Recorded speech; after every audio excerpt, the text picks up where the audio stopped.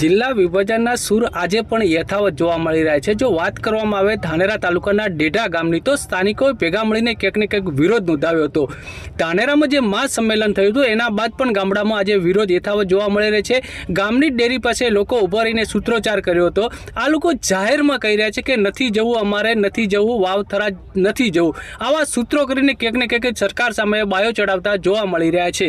આજ ડેઢા ગામ બધા ભેગા મળીને સર્વ સમાજ એક મંચે છીએ એટલે બધાનો નિર્ણય લીધો છે કે અમારી 21 તારીખે જન આક્રોશ રેલી કરવામાં આવી હતી, પણ હજી ગાંધીનગરથી કોઈ સમાચાર સારા આવ્યા નથી। જો એવું ને એવું રહેશે તો ડેઢા ગામ આજે એવાન કરે છે કે સમગ્ર ધાનેરા તાલુકાના તમામ ગામડેથી લોકો બધી લેડીઝો હોય, આદમીઓ હોય, પુરુષો બધા ભેગા મળીને અમે આંદોલન કરશે।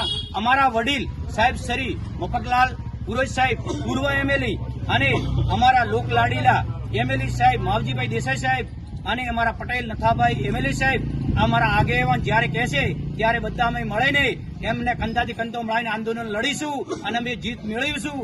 આમ કોઈ બી હાલતમાં અમારે થરાદ જવું નથી। એના માટે સરકારની નર્મ અરજ છે કે આ ગરીબ જનતાને હેરાન કરવામાં તમને શું મળે છે એટલે અમારું થોડું વિચારો। ગાંધીનગર અમારે ના ઉપડે અને સમય બરબાદ ન થાય એના માટે તમે થોડી વાત ધ્યાનમાં લો અને કોઈ એક માણસને કહેવાય બધો તાલુકો હેરાન થાય એવું કાર્ય ન કરો। એના માટે નરમ અપીલ છે સરકારશ્રીને। હું પણ ભાજપનો સક્ષમ કાર્યકર્તા છું, 18 વર્ષથી મજૂરી કરું છું, પણ મારે આ પબ્લિકની વેદના સુણીને મારે એમને અવાજમાં આવવું પડે છે। કેમ અમારી મજબૂરી છે, પણ મોદી સાહેબ જેવા સર્વશ્રેષ્ઠ નેતા હોય પણ આ લોકો વચ્ચે શું થાય છે અમને કઈ ખબર પડતો નથી। એટલે અમારી અવાજ હોબળવામાં આવે અને અમારે ગાંધીનગર ના આવવું પડે એના માટે ધાનેરા તાલુકાને બનાસકાંઠામાં રાખવા આવે એવી અમારી વિનંતી છે। જય હિન્દ, જય ભારત।